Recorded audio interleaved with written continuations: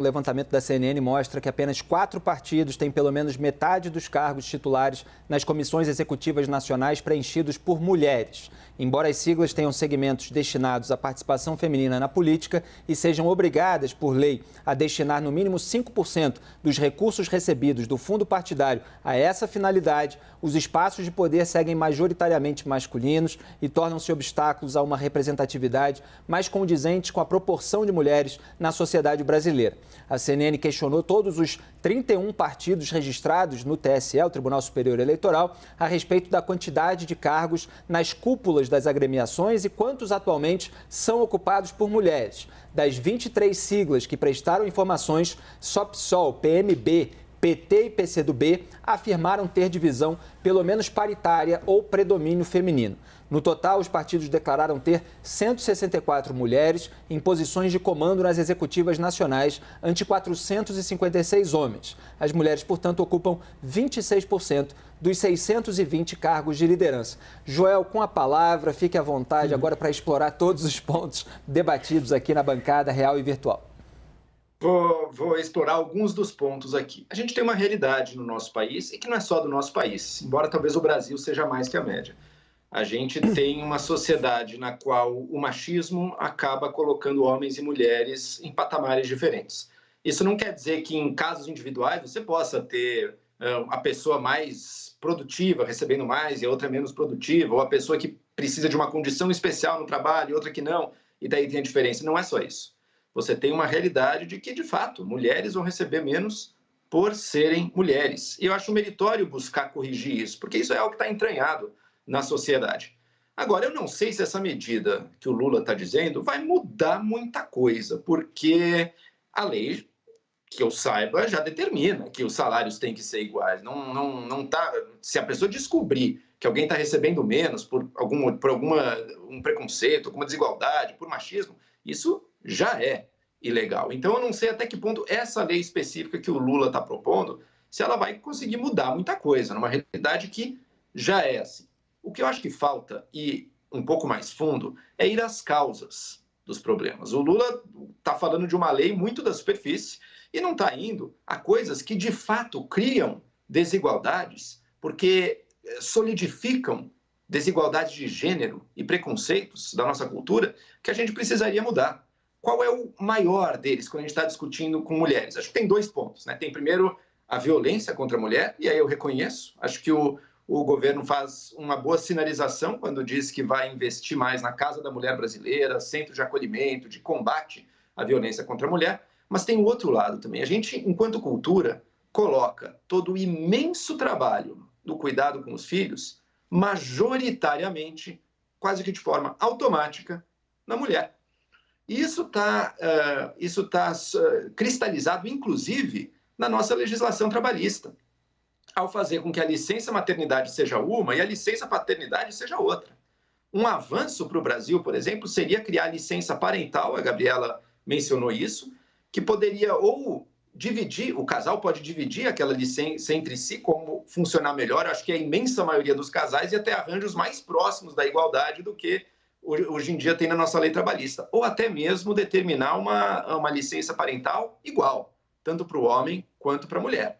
Isso aí corrigiria uma distorção, isso aí mudaria um pouco essa mentalidade de que cabe naturalmente à mulher o cuidado com os filhos. E não, cada casal pode ter um arranjo diferente. Em alguns casais, o cuidado com os filhos vai caber mais para o homem, no outro mais para a mulher, no outro vai ser igualitário. É esse tipo de discussão que a gente precisa ter e que passa por 2 coisas. Uma é a mudança da cultura, criar uma cultura de maior igualdade entre os sexos. Isso o governo consegue ter iniciativas, ter uma coisa ou outra, mas ele não muda diretamente. A mudança cultural depende de um processo de conscientização, de educação, que é mais longa.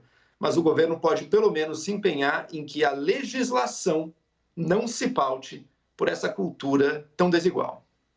Dávila, teve um problema também que é levantado nessa discussão, que foi rechaçado pela ministra do Planejamento, Simone Tebet, que é de que essa ação possa reduzir a contratação de mulheres. Ela falou, estamos só com 8% de empregabilidade feminina.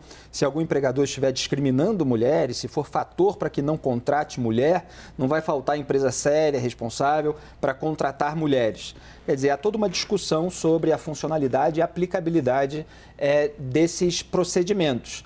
Qual é a sua visão? Você acha que funciona? Você acha que tem outras coisas que são mais importantes para se chegar a esse resultado? Né? Porque é claro que se quer criar um ambiente em que as mulheres possam prosperar da melhor maneira possível, mas existe uma discussão legítima sobre os meios para se chegar a isso. Não há dúvida. Eu acho que aqui nós já debatemos vários assuntos importantes. Primeira coisa é, uma sociedade tem que aspirar a ter igualdade salarial entre homem e mulher. Isso é óbvio. Então, isso deve ser uma aspiração da sociedade. Como chegar lá? Eu acho que o Joel tocou num ponto, para mim, fundamental. Existe mudança de comportamento que está sendo feita ao longo do tempo e tem que aumentar isso para poder chegar a esse objetivo. Esse é o primeiro ponto. Segundo ponto é, toda vez que o governo mete a mão numa coisa, ele estraga. Esse é o problema. Eu vou dar 3 exemplos aqui. Primeiro exemplo que nós temos. Acabamos de fazer um piso para uma categoria de enfermagem. Está quebrando as santas casas, está quebrando os hospitais filantrópicos. Então, essa história do governo ditar qual é o salário, qual é o piso, isso é uma desgraça para o usuário. Aliás, essa é uma negociação que devia ter trazido para a mesa o usuário do SUS, se ele quer que feche a Santa Casa, se ele quer que feche o hospital filantrópico, porque criou um piso salarial artificial e esse piso vai atacar o problema, vai causar um problema muito maior, que é afetar a saúde das pessoas. Então, quando o governo faz de uma forma atabalhoada, demagógica como essa, tentar cobrar multa, não, é por incentivo. A gente tem que ir para o lado do incentivo, para a educação. A gente tem que ir para o lado da mudança de comportamento. Muda uma lei parental, fala, bom, agora acabou esse problema, agora vamos ter o mesmo direito aqui, mãe e pai vai ter a mesma coisa. Tem que dar o mesmo salário? Tá, as coisas têm que evoluir. Então, eu vejo que a gente tem uma discussão muito séria a ser tratada e que cada vez que pega uma data dessa, joga uma lei demagógica dessa, não sai do papel, cria uma ilusão e não resolve o problema. A gente tem que resolver o problema. E eu acho legítimo que nós temos como sociedade essa aspiração de ter salários iguais para homens e mulheres. É isso aí. Agora, como é que a gente vai fazer? Qual é o passo a passo? Onde é que está a desigualdade? A discriminação. Por exemplo, violência contra a mulher, que a gente estava comentando aqui, que é uma coisa importante. Várias mulheres dizem que uma coisa que me chamou muita atenção praticamente a média é só na 3ª vez que ela apanha que ela denuncia. Por quê? Porque ela não quer perder a família, ela não quer perder a renda, ela não quer ficar longe do filho. E aí, quando denuncia, o marido afasta, tem que afastar. E aí, o que ela mais quer hoje? Requalificação profissional para voltar para o mercado de trabalho. Porque ela não tem, ela ficou fora, tomou conta dos filhos, quer voltar para o mercado. Então, existem reais problemas que a gente precisa enfrentar, mas tem que enfrentar com esse espírito de criar incentivos positivos e não punitivos. No Brasil, tudo a gente acha que aumentar imposto, punir, dar sentença para 100 anos vai resolver as coisas. Não vai resolver. Eu acho que a gente tem que pensar uma coisa de como mudar o comportamento. E uma outra coisa, eu sempre vejo... Só uma última coisa, Raquel. Eu também queria pontuar uma coisa aqui. Eu vejo só uma coisa assim, quando a gente pega dados, e são dados que a gente tem que respeitar, porque os dados estão aí, mas eu acho importante ver o filme. Onde é que a gente estava? Está indo para o lado ruim ou para o lado pior? Porque aí eu acho que a gente tem que fazer as ações corretivas. Eu não sei se está indo para o lado bom ou menor. Eu não sei se essa curva que era gigantesca está diminuindo ou não. Uma das coisas, por exemplo, que vai ajudar as mulheres a ter equiparação salarial mais rápido ainda, é o número de escolaridade, que eu vi que é um número fundamental. Ou seja, as mulheres hoje têm escolaridade maior que a dos homens, está aumentando cada vez mais. Cada vez mais na sociedade do conhecimento, quem tem mais conhecimento vai ganhar mais. Então, eu entendo que a gente precisa olhar todos os outros fatores e não fazer o que eu chamo de ações populistas e demagógicas que não vai resolver o problema e não vai ajudar a amadurecer a discussão. Dávila, é só fazer um pequeno ponto. Assim, eu concordo muito com você em relação ao estímulo positivo. Eu acho que, desde que ele não seja benefício tributário, mas eu acho que o estímulo positivo ele é muito importante na sociedade. E sim, a gente pode questionar o fato do projeto vir no dia 8, existe um marketing envolvido, mas eu acho que está muito longe de ser uma medida demagógica. A gente não está falando aí de piso salarial, né? Quando você... De 20 salários...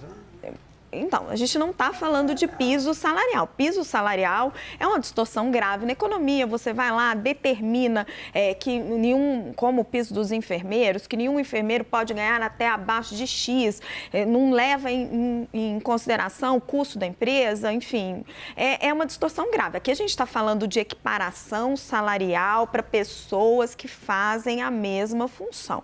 E a necessidade da multa, ela vem do fato de que as pessoas não cumprem a legislação. A gente já tem uma lei em vigor e as empresas reiteradamente, seja por um machismo estrutural, seja pela... Eu acho que o machismo estrutural colabora muito, mas tem vários outros fatores envolvidos, inclusive uma economia de custos mesmo, elas não cumprem a legislação. Então, a gente fala tanto que, às vezes, os órgãos de controle precisam de dentes, que você precisa realmente colocar mecanismos para que a lei seja cumprida. E, neste caso, eu estou vendo um mecanismo para que uma lei seja cumprida, porque o que acontece é que hoje existe a lei, e as empresas reiteradamente desrespeitam a lei.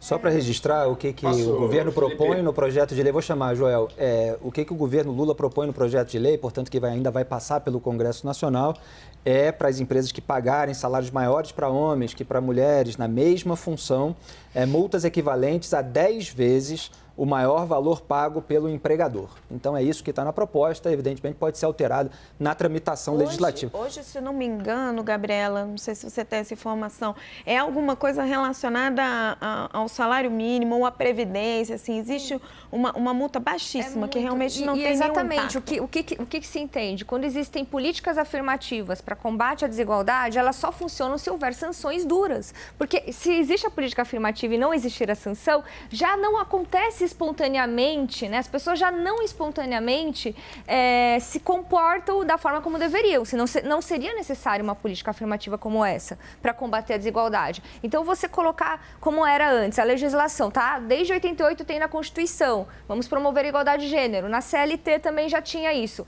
mas que ela não existe uma sanção para que ela seja de fato cumprida, ela vai continuar sendo descumprida, e é isso que acontece, a gente já discutiu aqui da outra vez, 5% de recursos que devem ir para as mulheres nos partidos políticos para promover a inclusão de mulheres na política, para onde que vai esse recurso? Os partidos ficam se auto-anistiando. E da mesma forma, tem que ter... Olha, eu vou te dizer uma coisa. A gente não pode diminuir a desigualdade salarial, a desigualdade de gênero. Não pode tratar como uma coisa pequena, para que multa? Tem que ser um compromisso político. E eu estou falando isso aqui, foi uma iniciativa do governo, mas a gente precisa enfatizar isso, porque a gente vai depender do Congresso Nacional para votar essa lei. Então, eu espero que essa lei seja de fato aprovada. Joel, para concluir, a gente precisa passar para a próxima pauta. Diga. Claro, podemos, é claro, discutir o lado punitivo da questão, mas a política, se o governo pode fazer e deveria estar fazendo, e essas deveriam ser o foco, que vão ajudar de maneira expressiva a entrada, a permanência e a ascensão das mulheres no mercado de trabalho. Uma delas é a creche. A falta de creche deixa muitas mães sem a possibilidade de trabalhar. E outra, as empresas saberem olhar para esse fato da reprodução humana e ser empresas que, às vezes, têm a própria creche na empresa, se é uma grande empresa, ou empresas na qual a mulher possa se sentir à vontade, por exemplo, para amamentar. Empresas que possam dar uma rotina de trabalho e uma divisão do trabalho de uma forma mais flexível para que mães e pais possam conciliar a vida profissional com o cuidado dos filhos. Isso tem que estar melhor enquadrado na nossa sociedade. A gente trata o mundo do mercado como se ele não tivesse nada a ver com um dos fatos mais importantes da vida humana, que é a reprodução e a criação dos seres humanos mais jovens. A gente tem que... foi um estudo de 2017 da GV, de que metade das mulheres que têm filhos perdem o emprego em até 2 anos depois da licença maternidade. Essa é a situação que a gente está vivendo hoje em dia. Empresas despreparadas e um Estado... E Luiz Felipe, o Estado vai ter que estar presente, é claro que vai. Não vai cair do céu e nem todo mundo tem um recurso para dar conta dessa solução no seu caso. O Estado vai ter que estar presente fornecendo essas possibilidades, essas oportunidades e enquadrando as regras para que ela seja justa e mais igualitária para homens e para mulheres. Eu só quero dar um comentário aqui sobre alguns incentivos positivos que mudam o comportamento. Por exemplo, acabamos de ter agora os incentivos que as empresas têm que declarar a sua sustentabilidade, tem que fazer relatório de sustentabilidade. Tem empresas que o consumidor boicota quando tem trabalho escravo, quando tem não sei o quê. A gente pode começar a ter, que precisa ter uma clareza toda vez que você tem a apresentação de balanço de uma empresa, para saber se é equiparação salarial ou não. E aí pode ser retalhado a empresa. Tem várias maneiras para fazer um negócio construtivo por meio de estímulo, onde o governo põe a mão e estraga. Está aí o negócio do piso da enfermagem, está aí o negócio do fundo partidário. O Brasil é o país que mais gasta dinheiro com eleição, que mais gasta dinheiro para financiar a campanha de mulher e você tem 2%. Não funciona. A gente tem que criar incentivos positivos. É para a sociedade pressionar e enquadrar. É assim que nós vamos evoluir de uma forma de mudança de comportamento. E não é com o governo criando legislação. Muito bem, tem várias visões aqui, o espectador forma o seu juízo e o parlamentar vai ter que refletir a respeito de tudo que foi debatido.